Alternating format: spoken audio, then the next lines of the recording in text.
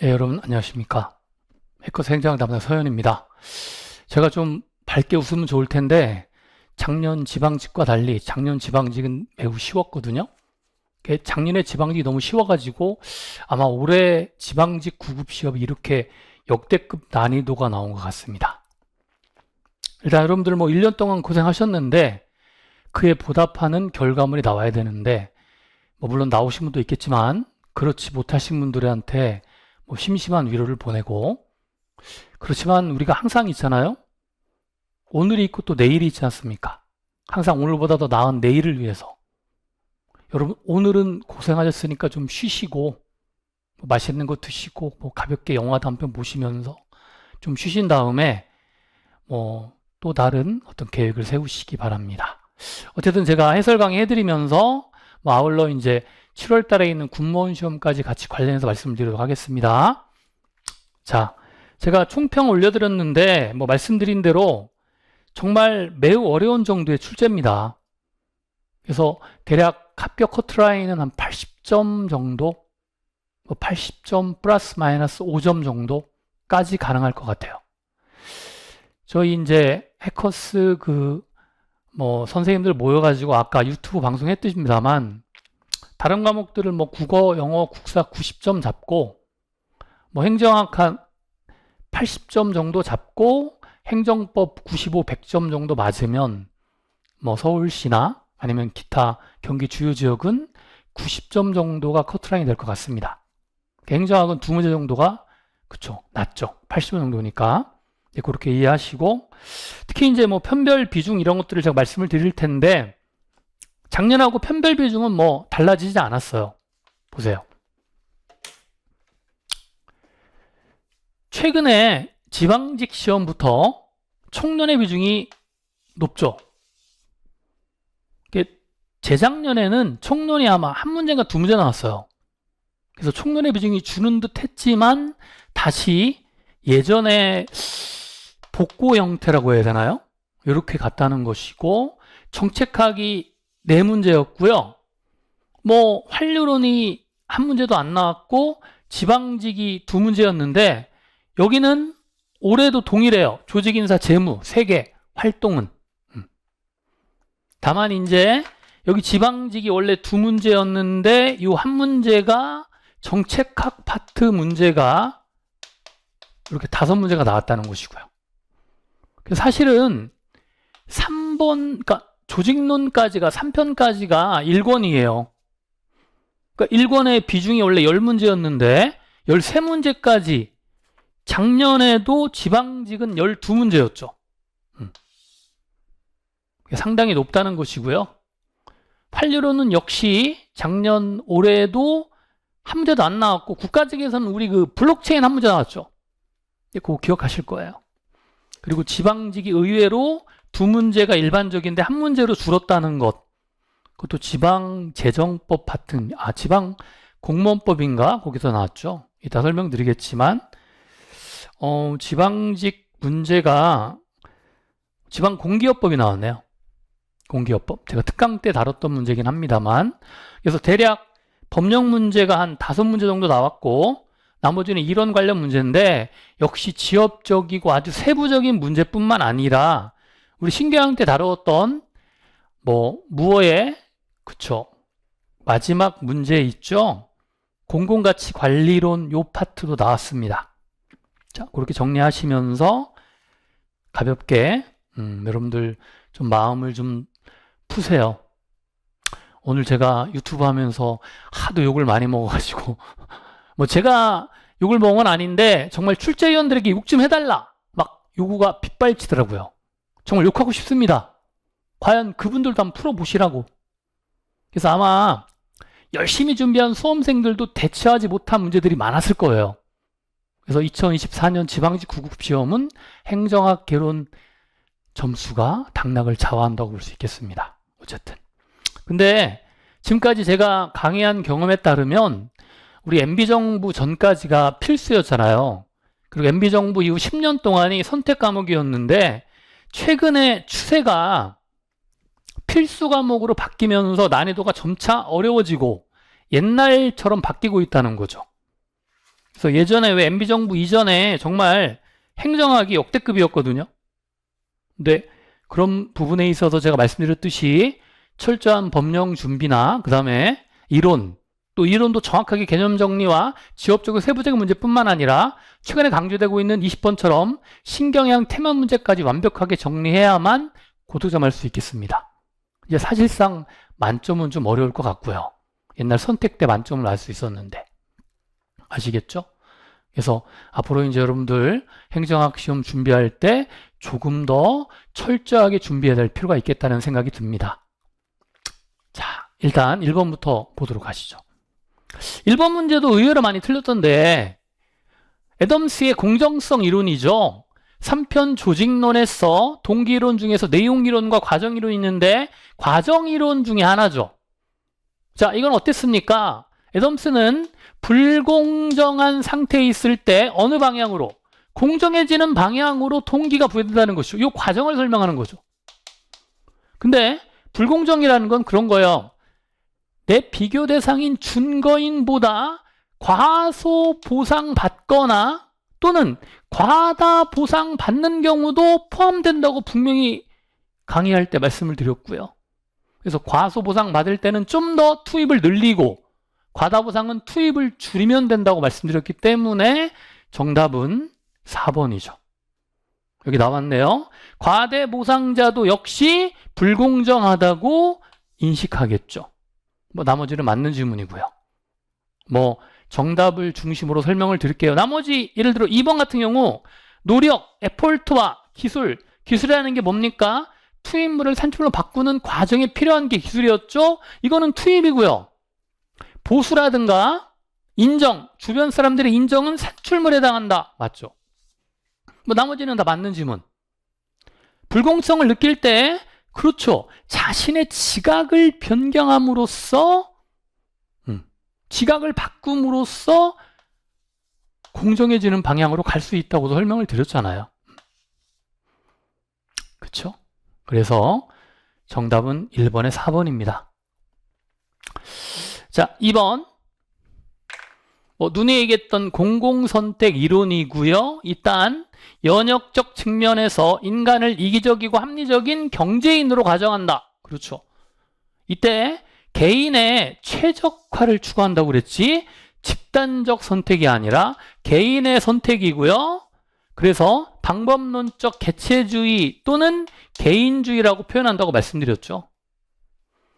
집단주의가 아닙니다.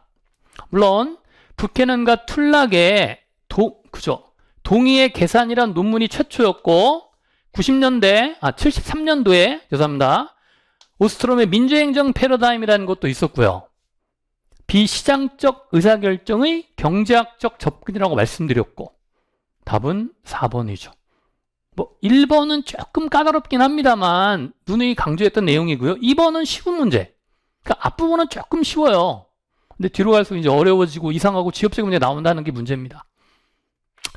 자, 이것도 마찬가지죠. 피터스의 거버넌스 모형, 국정관리가 거버넌스라고 그랬고 퓨처럴 거버닝에서 제시한 정부개혁 모형에 해당하는 것은 뭐예요? 전통적인 모형과 비교할 때 시장적 정부, 참여적 정부, 신축적 정부, 탈레비 규제 정부. 신축적 정부는 다른 말로 유연조직 모형이었고 탈규제 모형은 통제를 줄이는 저통제 정부 모형이기도 했죠. 쉬운 문제고 답은 2번이죠. 그러니까 1, 2, 3번까지는 어렵지 않았습니다. 자, 4번은 이제 여러분들 항상 법령 문제인데 제가 법령 특강할 때 말씀을 드렸던 내용이고 지방공기업법상 공무원의 인사이동에 대한 설명으로 옳지 않은 것입니다. 옳지 않은 것. 일단 수평적 배치 전환에서 전보와 전직의 차이죠. 1, 2번은. 전보는 동일 직급, 동일 직렬이고요. 전직은 직급은 같지만 직렬이 상이하다고 그랬죠. 맞네요. 전보는 같은 직급 내에서 맞고요. 강임의 경우 강임이라는 것은 수직적 직이동 중에서 한 등급 8급이면은 7급으로 내리는 거죠. 이 내리는 게 강임이고요. 징계인 강등과 구별해야 한다고 그랬죠. 그리고 올라가는 게 죄송합니다. 이거 잘못 썼네요. 7급에서 8급. 그렇죠? 요게 강임이고 8급에서 7급으로 올라가는 게 승진이죠. 이런 승진과 강임을 수직적 직위이동이라고요. 수평적 직위이동인 전보, 전직, 전입, 파견 근무 이런 것들은 수평적 직위이동, 배치 전환이라고 합니다. 근데 보세요. 강임의 경우 같은 직렬 하위 직급이 없는 경우 다른 직렬 하위 직급으로 이동할 수 없다라는 거는 말도 안 되고요.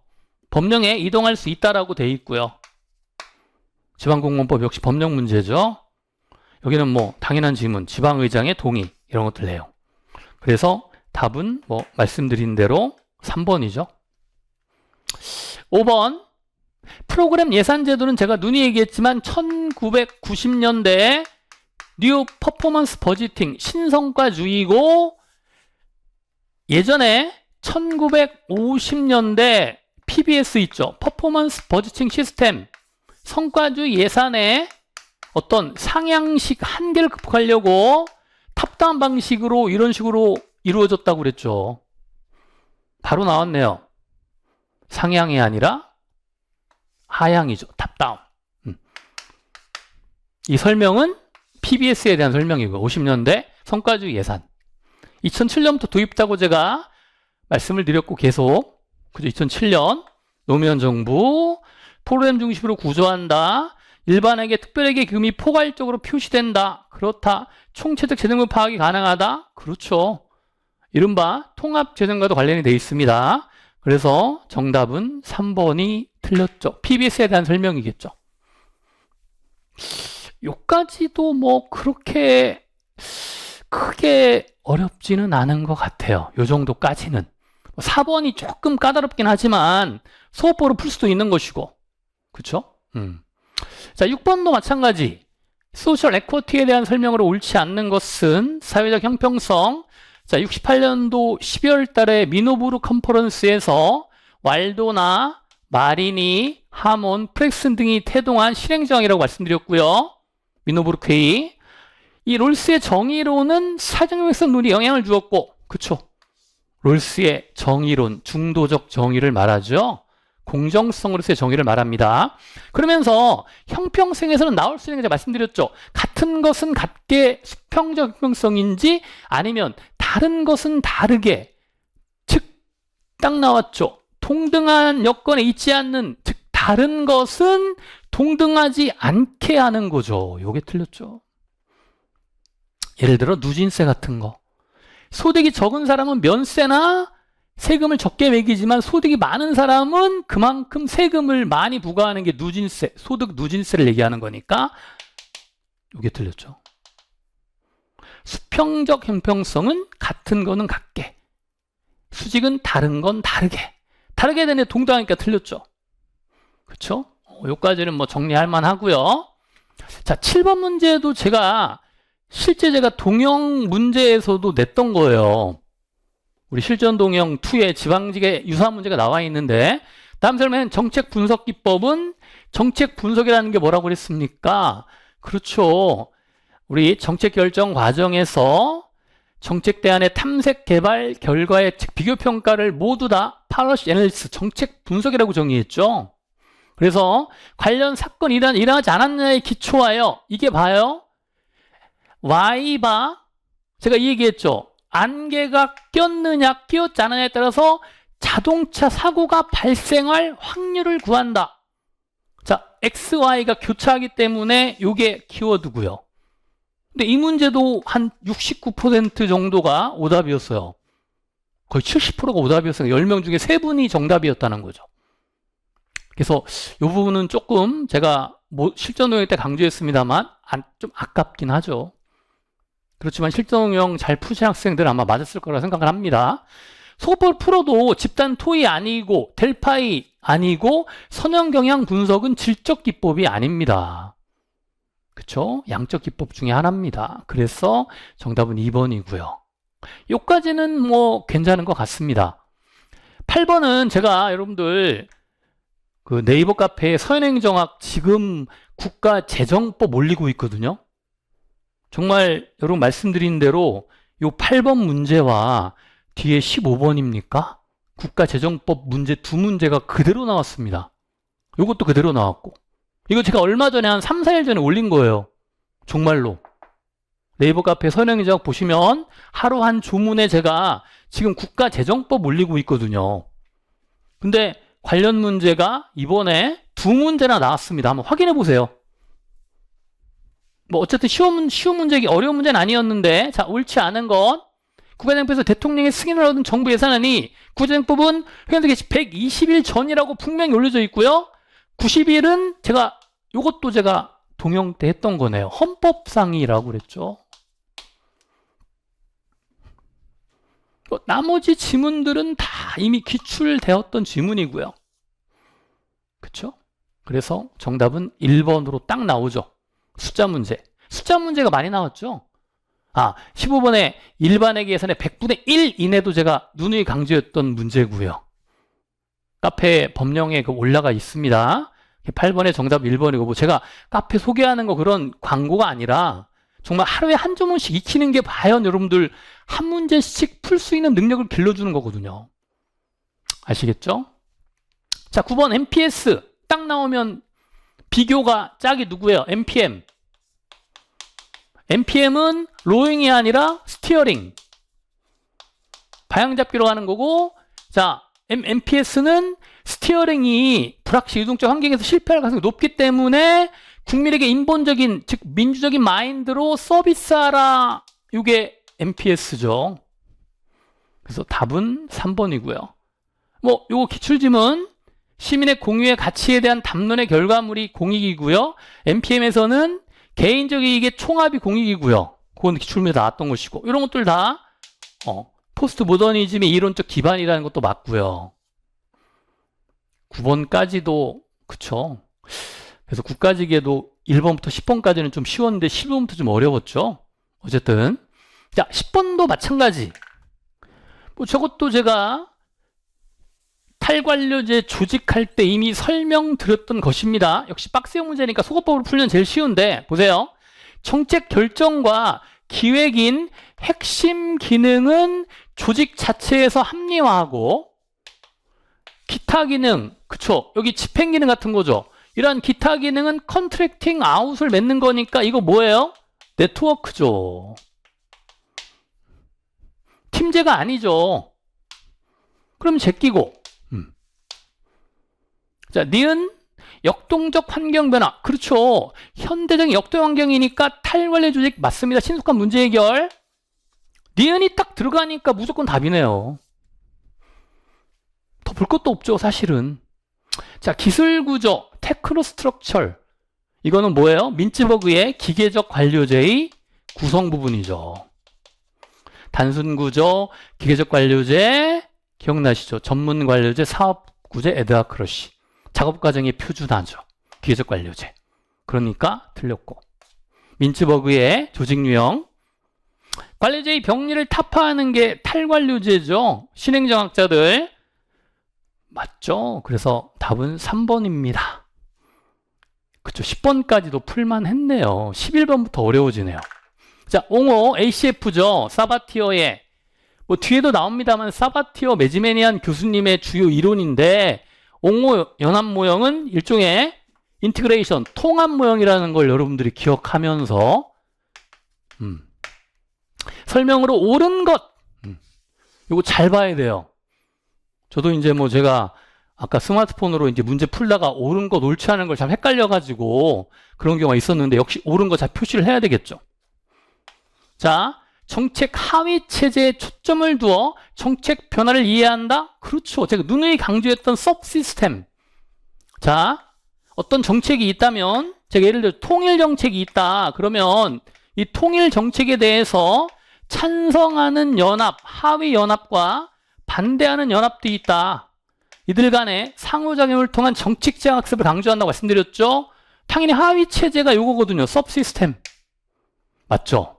옳은 것이니까 기억 들어가야 되겠죠. 제끼고. 그럼 이제 니은 디귿인데, 자 보세요.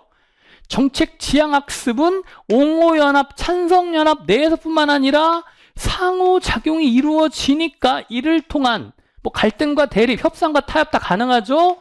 정책 지향, 정책 변동학습을 강조하는 거거든요.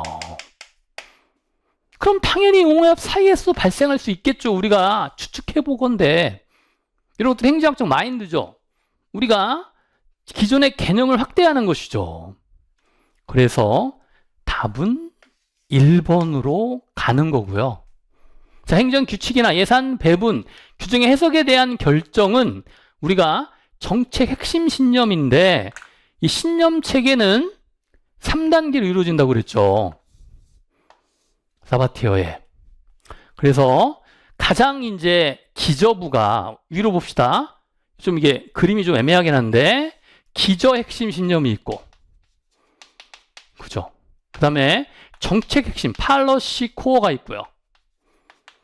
그리고 마지막이 뭐예요? 세컨더리 부차적 신념이 있죠. 세 가지.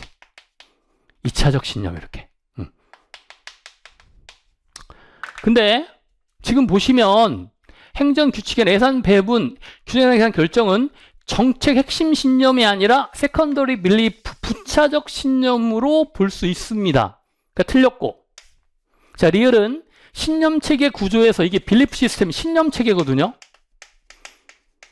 찬성이나 반대에 대한 신념인데 보시면 규범적 핵심 신념은 관심 있는 특정 이 규범이라는 건 사실 기적 신념이거든요. 자유주의인지 사회주의인지 이거 절대 바뀌지 않죠. 그렇기 때문에 관심 있는 특정 정책 규범에 적용되는 거는 팔러시 코어 빌리프 정책 핵심 신념이기 때문에 요게 틀린 거죠. 좀 용어는 약간 좀 애매하긴 한데 이게 딥 코어 빌리프예요. 그래서 요 부분이 틀렸고, 자, 물론 2차적 측면이 세컨더리 빌리프, 2차적 부차적 신념이거든요. 세컨더리 빌리프 또는 세컨더리 에스펙트인데 변화 가능성이 작은 건 맞죠. 그래서 이건 제가 얘기했죠. 오늘 점심 때 뭐 먹을 거야? 짬뽕 먹을 거야? 짜장 먹을 거야? 매일 바뀔 수 있다고 그랬잖아요. 기저 핵심은 절대 안 바뀌고 자유주의나 사회주의나 바뀔 수가 없죠. 정책은 정책에 대한 입장인데 얘보다는 덜 바뀌니까 변화 가능성이 작다라는 말은 맞죠. 요까지. 근데 요게 틀린 거죠. 요거. 그래서 디귿과 리을이 틀렸고 맞는 거는 기역과 니은이 되겠죠. 조금 까다로운 문제였습니다. 역시 행정학적인 마인드를 발휘해서 1번은 바로 나오는데 2번을 찬성연합과 하위연합 간의 상호작용을 통한 상호작용은 물론 갈등과 대립, 타협과 역산도 가능합니다. 이걸 뭐라고 합니까? 시행착오를 통한 발전, 즉 정책 학습 또는 정책 지향 학습이죠. 그렇게 풀면은 답이 1번이 되겠죠. 좀 까다롭고 11번. 근데 11번이 그래도 아까 오답 5위에 안 들어가더라고요. 근데 많이 틀렸을 것 같습니다. 자, 12번 너무 쉬웠던 문제고 제가 눈에 얘기했지만 공윤법의 내용, 그쵸? 이해충돌 방지 의무, 그 다음에 등록 재산 공개나, 그쵸? 등록 의무, 공개 의무, 등록은 4급, 공개는 1급 이상. 답이죠. 주는 문제죠, 이런 거는. 종교 중립이나 품위 유지는 국공이나 지공법의 의무고. 요거 제가 강조했었죠? 답은 1번입니다. 쉬운 문제. 13번에 어렵죠?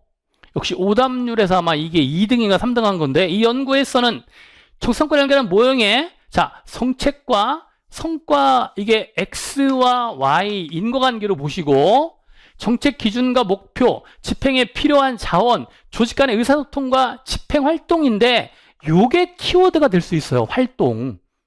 특히 반미터와 반혼이라는 사람이 하향적 집행 모형을 연구한 학자거든요. 근데 이분이 집행 과정이란 말보다는 집행 액티비티, 활동이란 말을 썼다는 게 이게 하나의 키워드로서 어렵긴 하지만 확인할 수 있는 것이고요. 특히 뭐 집행기관의 특성이나 경제, 사회, 정치적 조건 이런 것들, 또 집행자의 성향이라는 것들을 변수로 제시했죠. 그래서 자 보시면 일단 리스키하면 우리가 문제성 있는 업무 환경 이런 것들이 지금 전혀 나와 있지 않으니까 속어법으로 풀면 제끼고, 오스트롬은 민주적 패러다임이니까 공사대로 제끼고, 둘 중에 하나인데 사바티어는 통합 모형으로 가시면 ACF 모형 금방 했잖아요. 아까 11번 문제입니까? 이게 사바티오 모형이거든요. 그럼 결국 찍으면 행정학적인 초합리성을 발휘하면 4번으로 가는 게 그래도 바람직하지 않나. 물론 어려운 문제긴 합니다. 이런 내용들을 알아야 되겠고. 그래서 정답은 4번이고요. 반미터와 반호는 하향적 집행 연구를 한 대표적인 학자들로서 이런 변수를 강조했다는 것입니다. 물론 제가 그랬죠. 18번, 13번 틀려도 된다. 그래서 한 4문제 정도 틀리면 80점 정도 딱 맞아도 합격권이라고 말씀드렸습니다. 근데 이제 또 더 지엽적 세부적 문제가 많기 때문에 점수가 이제 낮은 학생도 있고요. 어떤 학생은 전화해가지고 뭐 진짜 선생님 뭐 죽고 싶어요 막 이런 학생도 있어요. 그래서 제가 이따가 좀 위로 좀 해드려야 되는데 저도 참 이 교수님들 취재원 교수님들도 정말 생각하셔야 될 것 같아. 이건 아닌 것 같습니다. 1년 동안 공부한 게 정말 하루아침도 아니죠. 단 20분 10분 만에 그냥 날벼락이 되는 거 아닙니까? 이거 말이 됩니까? 이런 난이도는 진짜 변별력도 뿐만 아니라 뭔가 좀 그쵸 지양해야 될 것 같습니다. 제가 뭐 더 이상 여기서 뭐 언급하지 않겠는데 정말 뭐 잼민이들 얘기대로 진짜 킹받죠. 안 그렇습니까? 1년 농사가 진짜 하루아침에 1시간 만에 그냥 날아가 버리는 듯한 느낌? 그 심정을 제가 뭐 10분 이해하려고 노력하겠습니다. 자, 정답은 4번이고요. 14번 아까 말씀드렸던 국가재정법 제가 조문인데 아까 앞에 8번 문제 국가재정법 문제하고 요 문제가 정말 네이버 서현행정학 카페에 지금 딱 올려져 있어요. 하루 한 문제에. 최근에 한 일주일 정도 내에 요거. 그래서 여러분들 예비비 제가 아마 이게 화요일날인가 월요일날 올렸어요. 계속비가 그 다음날이고. 예비비는 정부 예측할 수 없는 예산의 지출과 이거 제가 밑줄 쳐놓고 초과 지출에 충당하기 위한 것으로서 뭐 쉽지만 일반액 예산 총액이 100분의 1 이내라고 말씀드렸죠. 이거 제가 굵은 글씨로 밑줄 쫙 치고 뭐 나머지 계속비 나왔죠? 다 전용. 오케이. 답은 2번이죠. 쉬운 문제. 쉬운 문제는 무조건 맞고 정말 어려운 문제는 버리세요. 두세 개는 버려도 합격하는데 지장이 없습니다. 알겠죠? 자, 15번인데 지방공기업법인데 이것도 사실은 제가 이제 법령 특강에서 다뤘던 지문이고요. 지방직영기업은 지방자치단체가 직접 경영하니까 신분이 공무원이라는 게 중요하다고 말씀드렸고, 그쵸? 중앙으로 얘기하면 뭡니까? 그쵸? 정부기업이죠. 정부부처형 공기업의 줄임말로서 우예양조 기억나시죠? 우편사업, 우체국 예금사업, 양곡관리사업, 조달사업. 이게 정부기업 특별회계죠. 맞고요. 지방공사를 설립하고자 하는 잘 보세요. 시장, 군수, 구청장이니까 광역이에요, 기초예요. 기초자치단체장이죠. 설립 전에 협의하는 건 맞습니다. 뭐 허가나 인허가 받는 거 아니니까 협의하는 거 맞는데 갑자기 건너뛰면 안 되죠. 자, 보세요. 상급기관에 중앙이 있고 여기 지방이 있다면 지방에도 광역과 기초가 있을 거 아니에요. 기초잖아요. 그러면 광역자치단체 짱님하고 특별시 광역시 도지사하고 협의해야지. 웬 행안부. 행안부 장관이 협의하는 사람은 광역자치단체장이죠. 특별시, 광역시, 도지사가 협의하는 거고. 이건 상급기관이 누구냐에 대한 문제죠. 그래서 15번의 정답은 2번이고요. 나머지 다 조례로 정한다는 거 제가 모의고사 냈던 거고 이걸 규칙으로 바꿔서 냈는데 여기 조례로 맞게 나왔네요. 정답은 2번입니다. 자, 16번도 제가 심화 때 강조했는데 나올 때가 됐는데 드디어 나왔네요. 정책문제의 구조화기법. 정책문제의 구조화가 뭡니까? 그렇죠. 정책문제의 본질이나 타당성 등을 완벽하게 보여주는 게 구조화기법이죠. 구체화. 그래서 5가지 정도가 제가 중요하다고 그랬고 역시 바꿔치기가 됐는데 가정분석은 정책에 대한 서로 대립되는 가정, 가설의 창조적 통합이라고 그랬고 제가 X이론 능률성과 Y론 민주성 간의 창조적 통합을 위해서 공익 차원에서 해결할 수 있다. 상위 가치의 설정을 해결할 수 있다라고 말씀드렸고, 당연히 가정 분석이고, 계층 분석은 자, 가난의 원인이 뭐냐? 가난의 원인 모든 요인을 분석하는 코우즈, 원인을 분석하는 게 계층 분석 키워드. 그러니까 옳은 거고요. 틀렸죠? 답이죠. 자, 시넥스 유추 분석, 유추 4가지 있었어요. 유사한 관계를 파악하는 것이고요. 분류 분석은 그죠? 문제의 구성 요소를 분류한다고 그랬죠. 환경 문제의 구성이 뭐냐? 그쵸? 예를 들어 수질 문제냐, 토양 문제냐, 대기 문제 이런 것들. 이게 분류 분석. 맞는 거는 디귿과 리을이죠. 그쵸? 어렵지 않았던 문제고, 뭐 제가 강조했었고 구조화기법 계속 문제 냈었죠. 자, 17번 역시 직무평가. 그쵸? 직업을 이제 수립할 때 직무평가 방법인데, 직무평가는 직무의 난이도와 그쵸? 곤란도와 책임도에 따라서 분류하는 것이고요. 뭐가 나옵니까? 등급이 나와서 보수체계 기준이라고 말씀드렸죠. 서열법과 분류법은 비계량적 기법이고요. 특히 서열법은 적은 소규모밖에 할 수 없기 때문에 분류법이 나온 거고, 분류법은 미리 정해준 등급 기준표를 활용하는 것이고, 점수법이 있는데 직무와 관련된 평가 요소를 선정하고 요소별 중요를 부여하는 것인데, 이 선정하거나 개념을 정의할 때 주관적이기 때문에 평가자에 따라 주관적이죠. 그래서 명확하고 객관적인 이론적 증명이 불가능하죠. 점수법의 한계입니다. 요소비교법은 키잡과 비교대상 직무를 비교하는 거죠. 상대적 가치를 비교하는 거니까 맞고요. 점수과 요소비교법은 계량적 기법이고요. 답은 3번이죠. 뭐 어렵지 않은 문제, 풀 수 있는 문제 쉽게 이런 내용을 통해서. 자, 18번은 어려운 문제죠. 뭐 제가 유튜브 때 방송할 때 말씀드렸지만 이게 거의 오답률이 89%? 아마 80몇 프로였는데 거의 오답률이 90%예요. 83%였습니까? 어쨌든. 그래서 실제 10명 중에 1명 정도 맞았다고 볼 수 있는 문제인데 옳은 것이죠. 자, 리더 구성원 교환 이론은 리더가 이 구성원이 팔로워거든요. 이 팔로워를 내 집단 인 그룹과 외 집단 아웃 그룹으로 나눠요. 인사이드, 우리가 인사이드 아웃사이드 얘기하잖아. 아웃사이드 인사이드 얘기하죠. 그죠?